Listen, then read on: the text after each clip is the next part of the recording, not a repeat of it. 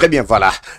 Banyamulenge batombokeli Kagame match baby kota Kagame bawaza bazongeli encore ligne de front ya makasi bandeko balandi bombardement moto ya kosakana te na axe mobimba ya Kichanga awa toza koloba souka pena komiko s'annoncer.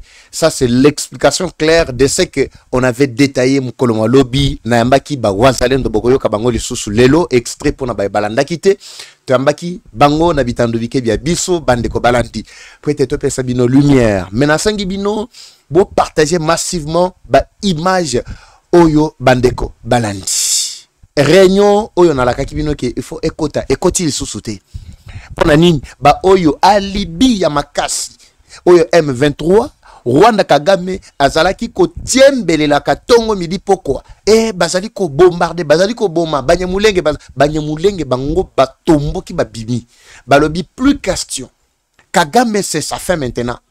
Si on parle du génocide pour Nabiso ezali nde Kagame ezali gouvernement congolais gouvernement congolais au contraire azali ko protéger biso makambo ne komiti na administration Trump et pas iwapi bolanda ki pe Trump mukolo mwa lobby tango azalaki ko solo na bandeko ya Doha juste pour mettre complètement fin na babuzo ba nyonso wana. Voilà les grandes lignes bandeko balandi o toko beta na bino mukolo mwa lelo mwa bimba bileja. Bonjour, bonsoir, tout doit dépendre de l'heure à laquelle vous allez nous suivre. Merci et surtout bienvenue à cette première partie du magazine d'actualité générale en République démocratique du Congo.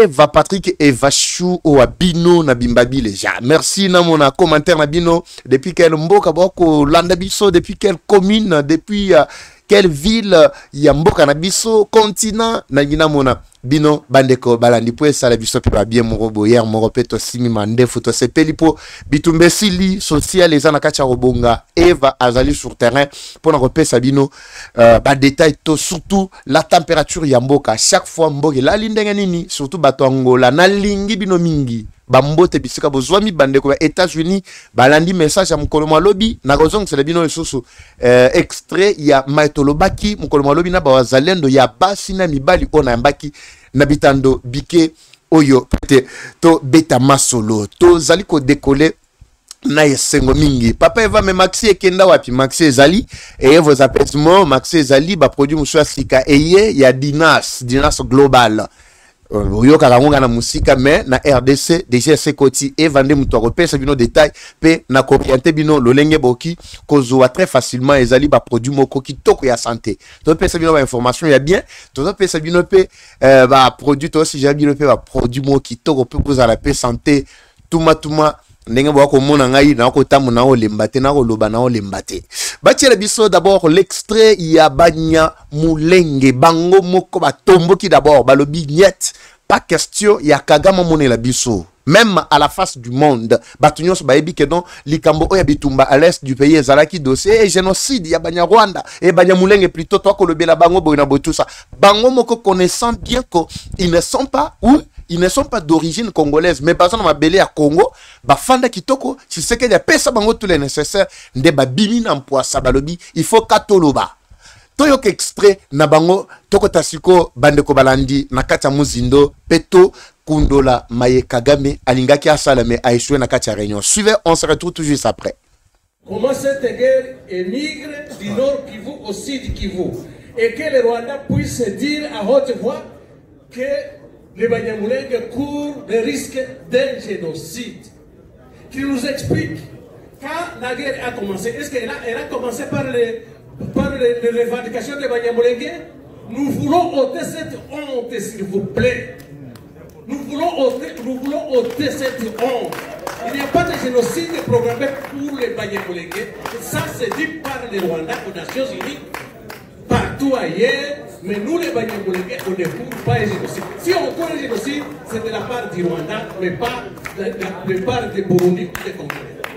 Merci. Comment cette guerre est... Très bien, voilà. Là, c'est eux-mêmes. Bango moko d'abord, ba bimi na mpoasa. Mais vous savez ce qu'a été la réaction ya Kagame juste après sortie, ya Banyamulenge. C'est vrai que Banyarwanda, parce que Bawuti na Rwanda. Na seki d'abord na tongo lelo bandeko balandi avant toko ta musindo. Na moni ba Rwanda mi balé ba telemi ba poster bango na page na bango ya association des faux congolais AFC oyo M23 ya ba rebelle wana ba poster ba komi ba lobby. Nous sommes fiers de notre pays, la République démocratique du Congo, pour la qualification au barrage intercontinentaux. Nathalie mon ami, mais en réalité RDC oyo mboko oyo et bela bato bazo wela kokoma ba congolais. Mais nous qui les sommes là, à un certain moment, nous n'en sommes pas fiers. D'abord, qui vont s'exprimer ici, vous allez comprendre que nous avons à un certain moment une certaine contrainte. Il y a bien en réalité bas congolais. Parce que nous les sommes, mais nous n'en sommes pas fiers. Nous ne sommes pas fiers de notre pays. C'est vraiment paradoxal. Je ne sais pas. Je ne sais pas comment on interprète vraiment Makambo. Mais Bazali, Congolais, ils sont là à tout prix, à tout moment en train de chanter. Ils chantent même pour la victoire. Bazali ko s'appelle Kobina pour la victoire, il y a Congolais. Mais il faut bosser là. Vous savez, pendant que la RDC était en train de jouer avec contre plutôt Nigeria, Rwanda avait interdit toute diffusion, il y a match, il y a RDC, na Nigeria sur son sol. Même les Congolais qui voulaient suivre vraiment Match Nabango, ils étaient contraints de suivre vraiment dans des conditions très compliquées. Batamaki bazali kobanga. Kagama tiele ki bango mibeko lobi. Tongi ko yoka dossier ya RDC awate. C'est pour vous dire que à un certain moment, Ezaka Tshiseke dite mutu bayini. Bayini nde mboka na biso. Mais balingi ba komaka ba Congolais po babotole koma ya bango. Voilà ce qui se passe.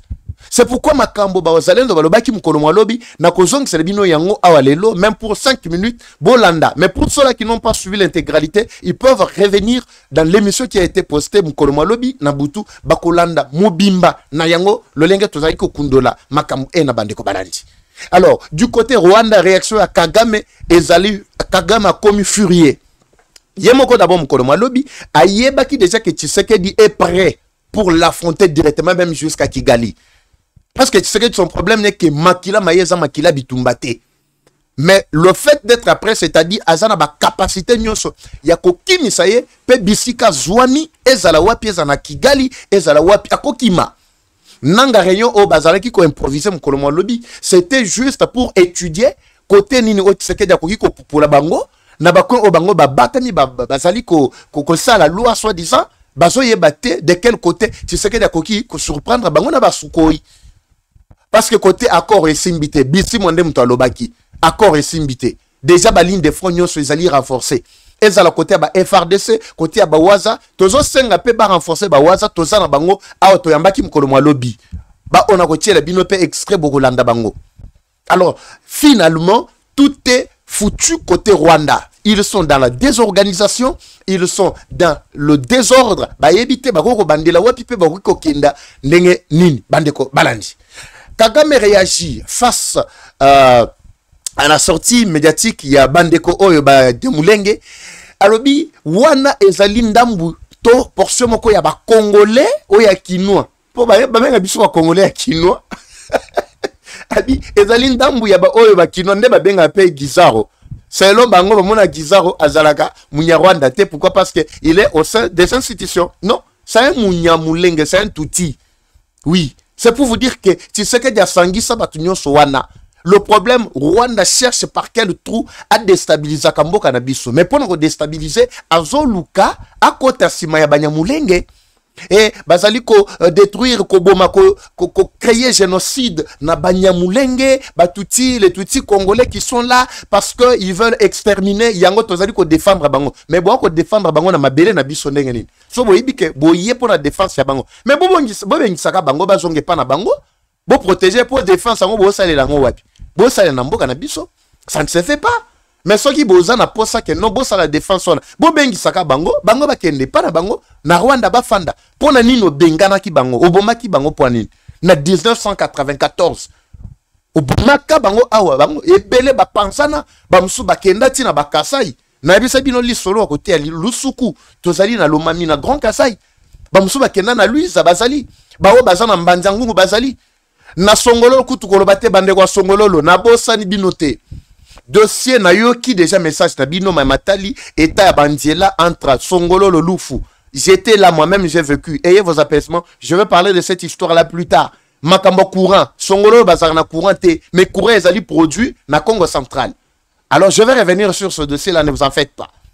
Nazana ba maîtrise ya ba contour. Je viens du Congo central ezalaka pa na ngai so boye bagate zalaka nde pa na ngai pour na yoti message le kinga pape va mais ozolo bele biso te na yebi songolo juste après mpozo tozui wana ti ba côté Lukala na rolobelango prochainement. Même bambouteillage oyo Lukala komi ko enregistré bambouteillage à makas avenir konda et koma bomuke batrako ezali ko mema ba sima na Lukala ezali ko créer vraiment bouchon place wana bandeko ba ko la trafic entre Matadi Kinshasa ba ko mona passi. Je vais revenir sur la situation de manière générale pour na kolakisa o ezako tambola te biso toza ba bimba bileja. Alors j'étais en train de dire que ba Rwandais bazali partout. Oui, ba o ba kimaka na ba o ba yepe pour le mission na bango o Kagama tindi. Parce que malgré ba kima ba ya na ba omoni na lobaka awa pona ba Raymond Chibanda ntunga mulongo ba lobana nga no papa va biso to bi bantambwe mwamba papa va basabana manyema basabana kasai bana boy tout ça. Non boyebi histoire très bien te. Makile gangaka lelo Raymond Chibanda zawapi. Soka zaka sayen azapi avandi wapi. Ba bien na nyonso zawapi. Ntambwe mwamba Alexis Ntamwe Mwamba. Ba bien na nyonso ezawapi. Et ça qui a lokola ba mwanga chuchu awa. Vous avez vu? Quand vous n'avez pas la maîtrise, il y a histoire. Faut boti que nande biso tope sabino bande ko balandi. Ba détail histoire mboka na biso. Alors, de ce côté-là, ba Rwandais belé ba o ba kimaka génocide, ba panzani baza presque partout na Congo. Mais biso to bomba bango to bité ba fanda baza bande ko na biso. Tozo garder bango. Toza na bango li soute li nute ninite to fanda bango na Kenya. Mais Kagame pour stabiliser l'économie lokola ye komi benga que c'est lui le sauveur ya Rwanda nde bomoni makambo za na kacha kosala osa ya opinion. Mais aba tomboke lié na lignete ba Rwandais musuba o bazana lusuku ona kolobelaka ba bimape ba sala marche ba contester pour na mambaza ya kacha oleka na est. Oui, ba attaquer Kagame ba s'exprimer aussi toyoka.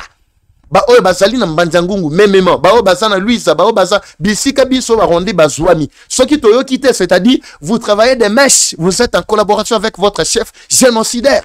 Faut to landelande dossier wana babi mana poisa. Il faut Rwanda to tchepena na miso polele na miso batu à comprendre réellement que match bebeli côté na ebandeko balani awa Kagame bimia lobby. Non, c'est une portion. Il y a des Congolais, il y a des Kinois, on est bazoui, comme ça. Bah, comment lobby ça, bango, balo, babo, non, non. Quand il s'exprimait là, vous avez vu, Bazali, ko s'exprimait là, mouté, moko. Babiso ki ke, Kagame azali, ko lobby la maïmatali génocide, et ça yende moutolingi, a exterminé biso. Ce n'est pas le gouvernement congolais. Et quand ils parlent là, eux-mêmes, ils sont dans des institutions, Bazali, ko vivre. Alors, lokola mamoniki accord na bango et simbité, la situation devient de plus en plus compliquée bandeko balandi. De plus en plus compliquée. Tu sais qu'il ne cesse vraiment de manifester makas maye na maimatali défense ya mboka na biso. Rwanda, Kagame, M23, Nanga et consort, Mituna Miabango commence à tourner tout autour ya koyeba quel sera notre avenir. Batali likolo. D'abord, bandeko ya Bumbashi Boebisanga. Qu'est-ce que vous avez remarqué hier? Lobi vous remarquez kinine. Boebisanga, il sait que vous avez remarqué hier. Likolo wana. Bomona kinine. Vous avez vu, n'est-ce pas? Wana ezali kinine. Nouvelle technologie. Likolo ezali koleka likolo sécurisé ciel mobimba. C'est pour vous dire que même soko lingyo kota na matériel moko boyabitumba. Malamoko vous a détecté et du coup matériel na yo eko pela sur place. Yona groupe na yo sur place. Allez, oui. C'est ce qui est en train de se passer. Lubumbashi mobimba lobby ba monaki o elekanaki. Grand katanga mobimba circulation. Mais esuki kawanate bandeko Uvira prolongement vers sud nord Kivu baline de front nyonso atwa koloba kutuna kitianga kuna moto moko ya kosakanate. Nanga moni déjà bazoye bate réunion ba kokotango jour nini heure nini et puis ba décider nini parce que l'avenir na bango est devenu complètement sombre bandeko balanti. Nous allons suivre d'abord l'extrait ya Bayike ndenge bazali ko s'exprimer ba wazalendo bango moko bazalaki sur terrain pe bazape sur terrain. Général Meshak Shabani oboyebi mutu asilisa nanga posa ya kosala rébellion tokoyoka ye awa na bawaza échantillon bawaza atamboli na bango toyambaki bango na plateau na biso. Mais ici je dois attirer attention na baike ba kolanda biso ba comprendre eloko moko. Nous avons pleinement droit yako soutenir bawazalendo bandeko balandi. Bao balandi intégralité ya émission na biso ba bengi beaucoup ont exprimé vraiment nini souci na bango babi mais papa Eva en tout cas on a du mal tolandi émission ne sali biso passe et sali passe sima. Quelle a été votre réaction? C'est fini botikali kawana. Je veux que bo yo capé extrait ya maye malobama kim kolo malobi comme ça je reviens dire encore un ou deux mots là-dessus tous les cas na étape mususu bandeko balandi. Suivez général Meshak Chabani, on revient tout juste après. C'est parti. Eva Patrick Bimbabi Lecha. Très bien Wazalendo. Yo pose à la ligne de front. Tout à fait normal. Général Asia Lobigno sur la bakisa les sustain. Très bien. Et là on a bakisa. Troupe pénale à Kindu. Il faut que vous ayez na miso. Il faut que vous ayez des punya na miso. Lubutu na miso. Tangi na miso. Nini yayo oyo ubuntu na miso. Suko tali walikani. Omoni lubutu. Suko omoni lubutu, omoni punya. Suko omoni pangi. Na kolbali su mingi te. Bosunga Meshaki na nyoso alubi. Ya solo. Tango azako loba wana ngana ko bakisa lisute. Parce que nyoso ati alubi na bakisa ni gouvernement esunga bazalendo. Très bien. Parce que ceux qui moral les athées les aga kapoto zo kufela kaka mboka on biso toko Rwanda ko sopelanga lisusu te lokola la ko sopelanga. Moko te na ko linga lisusu te. Yo kombona. Pomba Lazare. Très bien. Merci beaucoup. Message n'a commis. Aux alimoko, il y a la troupe. Nazo yamba mususu. Moninga sima ya mususu. Allez. D'après ça, bako tira biso mususu akota. La imsa dit na koloba mingi. Yo koloba mingi te. Obi déjà. Très bien. Merci. Bako tira ngai mususu azala awa. Ezate lokola ndeto lobaga mususu kota totala. Mais toujours talande bawaza. Bon. Malamu. Kombonani. Pour ça micro wa mke. Ngai Pascal Maja. Très bien. Azali Cordi Dragon. Cordi Dragon et lingo lobani. Lingi koloba soki to kitisi le terrain. Dragon ngisa mukila pambate. Ya solana. Soki mukile ngani fo makile. Skopwani nanga zo ningana tifiko. Nanga zo ningana ezali pona méfiance ou soit négligence ya bakonzi. Ya solo. Po biso tozo tambola na mibeko ya mboka. Toza sima ya FARDC. Ordre zo tande pa FARDC. Soki ke FARDC babongisi makambo. Dino boko pasolanzela. Nanga ko vivre les choses penate la batulaye. Vivre te pe biso to si to la pandai. Très bien. Ya liboso malgré poser ba question na koti nazongisi d'abord matondi panayo. Merci. Eva Patrick pour mungongo ya wazalendo ya Kasai eyokana. Très bien. Et général Chabani Meshak bayokaye parce que kozala 2 ou 3 semaines azo yokana sur le terrain. Ezalinde makambo oyo edikaki troupe na biso nyonso esika nyonso azalendo azali bayebi keno esika tel nde azali. Nazongisi matonde pas chef de l'État, son excellence monsieur le président de la République, chef de l'État Félix Antoine Tshisekedi Tshilombo Mukwa Tombolo pour na patriotisme zakati nae à reconnaître wazalendo atie biso sima FARDC pour tout ça la musala que munguna alekate. Très bien. Bendel ekweyate. Et là moni wazalendo tuzana fier parce que gouvernement bayebi biso gouvernement ils ont négligé pour prendre à charge la troupe wazalendo. C'est ce qui nous inquiète un peu. Biso toujours bunda toujours lukambongo te. Très bien. Mais mototango azo sala musala soit ilanga il faut vivre. Il faut vivre. Oui, ça c'est évident. Parce que l'homme ne peut pas vivre sans la paix. Oui, oui. Il faut moto quelque chose à connaître. Kolia, kolia, ça va la famille attique la moi si voilà. C'est ça. Pour wazalendo tango azo ke na bitumba. Azangi ndenge ko faire vivre bana na moi sima. Makamisi kozala sima.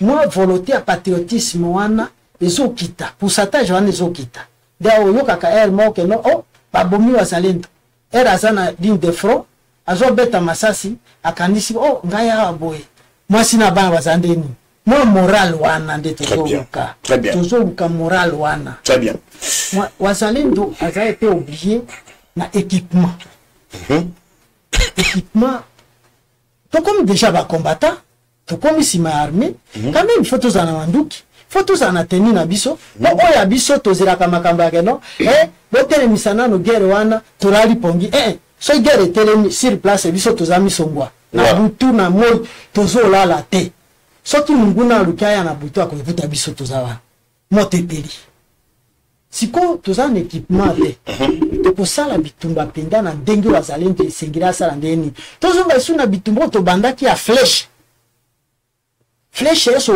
okomema sa flèche na nkongo jamais je pense message wana epesami la déjà awa mais conclusion kozala na général Chabani mais chaque pour être apesa message direct na bakonji et surtout bawe bazali ko s'occuper na mamatali organisation ya bino to coordination pour na yebi ke bozalaka organiser batindaka bitakwira batindaka padiri batindaka batunyo sur boye bisanga rôle na bango mais je pense wana que la conclusion il y a général merci beaucoup obi eska gracon oui naza corps du dragon très bien corps du dragon merci beaucoup toyamba wazalendo mususu na oyamba bango nyonso te mais échantillon oyo général atamboli na bango pe bobeisela nga pe ba mama pe bazana na kati je veux aussi les voir ensemble Fanda bonjour Ndeko les grands wazalendo oui yewana boni pour ça micro to kumisi nzambe kombo nani kombo ezali Michel colonel Michel wazalendo colonel Michel yo ozali pe na kati ya bitumba na sima ya général Chabani Meshak biso tozo soutenir général Meshak jusqu'au sacrifice suprême d'abord na tondi matondi mingi na mokonzi ya mboka Félix Antoine Tshisekedi Tshilombo vraiment premier wazalendo na biso très bien tozo kumisa ye na nyonso yazo sala pona mboka na biso ekenge liboso ekwea na maboko ya banguna te biso tokobundela mboka na biso jusqu'au sacrifice suprême toko soutenir ye jusqu'au sacrifice suprême parce que ye azali na souci azali mwana mboka azali na makambo malamu pona pe na biso alors nde yango wana osenga na bino ezani bon eloko oyo tozo senga na ye tozo bunda tozali na mokonzi na biso oyo azali oublié pour toloba bien azali oublié alors nde biso tozo senga na mokonzi ya mboka ayeba ndenge ya ko soutenir biso toza ba responsable biso tozo senga salaire te tozo bundela mboka très bien en tant que de patriote volontaire mais batiaka moyen we ko permettre que bon vivre oui nde yango wana tozoluka na mokonzi ya mboka batala biso bawazalendo bapesa biso moyen de vivre tozala bafaka bapesa bino ba moyen ba organiser bino nanga bosala un jour te na matruc na ye 48 heures ebele wana je vous assure très bien merci colonel Bobin Selanga Mususu Akoda très rapidement tozo silisa bandeko balandi na ba troupe ya général Chabani wala li pembeni na ngai na moni pe na ba mama baza pe na kati tout ça mama mbote papa mbote boni toza bien kabine yo poza muzalendo naza muzalendo papa ya solo wana ya solo oza kobundela mboka mingi penza tozo bunda nzala basi bino na kati ya organisation na bino na ba mama na basi pe bazali kobundela mboka nyonso tina bana mike baza ya solo na ba mama bozali échantillon botamboli na général Meshak Chabani yebiso biso na mukuse difficulté ni boza na ngo peza makambo nyonso balobi eza lokuta to eza ya solo eza kaka pasi to souffrir mingi na kati ya zamba mbula pasi kolia kovivre tobundela kaka mboka ke ekweya te omoni mais soutien des ate moya kovivre moya makambo nyonso muke tokovivre kolia nyonso me tozobundela kaka tozokoba kaka yo peso ba peso ba moyen so ba peso pe ba moyen okokimisa nanga tokokende papa tosinyaka ya solo papa kagama kola lesu na ndako te ya wapi yo kake muzalendo na yo kwa mkipandeka ya kweli tuko mbali kabisa tuko hapa karibu kweli accent sana ça va la nina yoka muzalendo mususu akota très rapidement na basi pe bazali bandeko je vous ai dit que c'est une exclusivité on a réservé les bino nabi ndenge zabo sengeli boyoka avec mutema mobimba eza pamba te ndenge to sali to organiser que to yamba bandeko na biso pour to kitaki très rapidement général abenga kinga nazaki musika bocho olanda na banana eza awate na oyebisa na bi général loko na yoki mbela na yo mais na robunda de toutes les façons na kitana très rapidement na Grand Kasai alors to kiti. Ne nous décevez pas, message comme Tina Mato Yabakonde, surtout chef de l'État, Bato Oba sali vraiment fierté naïe, Bango Yeyo. Tu as mis Bango, c'est pour la première fois. Alors, message, nous sommes à copier ça, Ezali l'issapoté, Ezali unité, mais Ezali réalité à terrain. Bango dem to kimisi vraiment, silisi vraiment maïe les ananga. So kite, nanga nga kotati, na kisangani, ba uvira, nenga zako kana. Alingaki infiltré na kati ya walikali mais bato bakimisa na kati ya walikali bango yeyo next goto zwami mama mbote papa boni sango malamu ndambu sweke wapi ndambu mususu ezate pona ndenge ya kovivre ndenge ya kovivre donde boza boye kovivre ata mukolo na mukolo eza pasi makasi papa na ngai ya solana tonyokwani penza yo po bundaka nabundaka okenda pe na ligne de front ozalaki wana nazali message ni okopesa na bakonja mboka et surtout na population na ba ope batikali na ligne de front na minicho nga nazosenga na bakonzi ya mboka aliboso basunga biso bapesa biso bibundeli bayeba biso ke biso pe tozo renforcer pour na mboka na biso tolingi mboka na biso ekoya te tondimi kolala na zamba tondimi konyokwama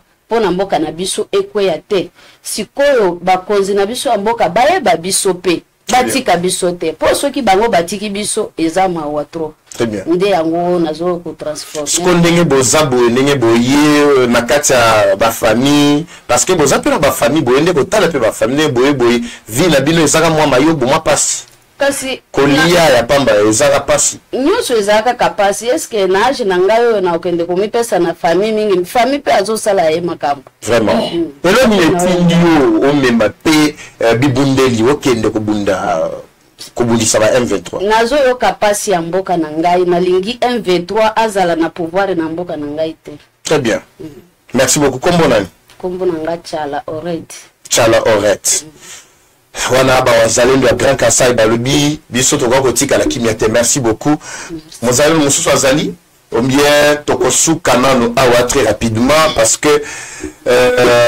balongo la biso kiti oyo tosilisa masolo na général Très bien, voilà.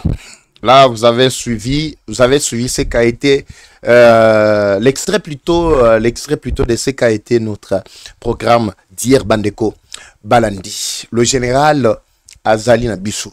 Abi papa Eva Mungongo na yo yoka na keke na musika. Émission au Balandango na excellence Eliezer Ntambwe. Balandango na excellence Gika Bombo Vita. Va trouver ba solution urgente pour que Bandeko Nabiso va regagner plus vite que possible ba ligne de front. Donc ceci na bango ezanini boyoki ba balandite balanda intégralité ya émission oyo na programme Nabiso les kakim kolmalobi. Mais quand à tous les Congolais je demande la solidarité. Oza quelque part oza na moi eloko n'hésite pas. Contactez Biso na numéro oyo bo yebana ko yeba comment est-ce que moi bike na bino ekoki ko parvenir na bandeko oyo kandenge boyoki baza tellement ebelé naza na bango tellement ebelé mais ba oyo batikali na baline de front axe ya Shabunda boyoki ndenge bazali kokita bakanchimiki bakiti na juka bazali kokende vers Shabunda. Shabunda ezali voie ouverte. M23 zo bunda afongola ba axe ni mibale wana so afongoli Shabunda afongoli kote ya Uvira afongoli dom mbala moko esili Punya Lubutu bakote nyonso na Kisangani ekozana danger. Mais bango balobi que jamais bato o ba bengana pena ba M23 tango ba infiltraka biso na Walikale ezande ba oyo bochi kolanda aw. Vous avez suivi Walikale Pelimoto et ba kimisi ba M23 na Walikale, c'était bango. En tout cas matondi mingi na général Kiwi si place à Zwami na général Baondion so bazali ensemble à Liboke na bandeko Dawidi le libérateur ensemble na général Meshak ba oyo baza ko sala musala pona ko telemisa vraiment vague oyo ya ba M23 nzamba pambola bango bisika bazwami nasilisi manaka mamkolo mwalelo nako joyende ko nabiso Henri Mavuela joyeux anniversaire mon frère mwana chango tongo en tout cas bisiko zwami Henri Mavuela sepelaka Bimba Bileja o sepela na équipe mobimba ye penane muto asimbi Bimba Bileja changu mobimba bana masina bana kimanteke kinga sani bana Petro Congo abattoir déjà ba kwenyo soit sanini terrain Sainte-Thérèse wana ezali bazon na ngai biso bana changu yo moyebi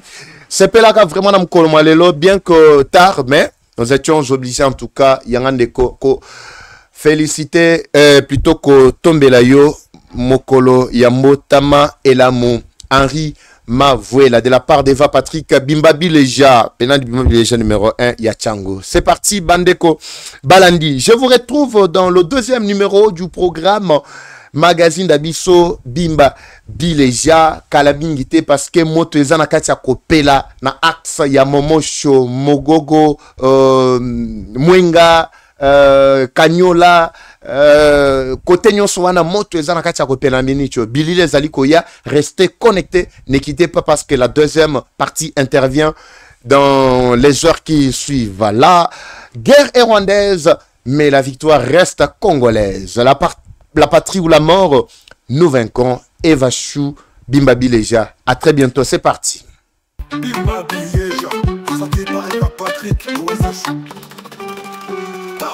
Bienvenue à tous sur Eva Patrick TV, une chaîne qui s'engage à vous informer en temps réel sur l'actualité nationale. Notre objectif, c'est de vous éveiller à l'esprit patriotique, mais aussi vous fournir l'actualité sur la situation nationale du pays. Au travers de nos recensions critiques d'actualité, nos émissions débats et nos reportages, nous allons souligner de vive voix les réalités qui gangrènent nos communautés. Eva Patrick TV aborde des questions socio-culturelles, politiques et économiques afin de créer un sursaut collectif. Alors, abonnez-vous à notre chaîne YouTube Eva Patrick TV afin de ne rien rater. Eva Patrick TV, un outil incontournable d'actualité en République démocratique du Congo. Eva Patrick TV, la fierté du Grand Congo. Bimba Bileja. Bimba Bileja, parole libre, esprit critique, journaliste ya écolo.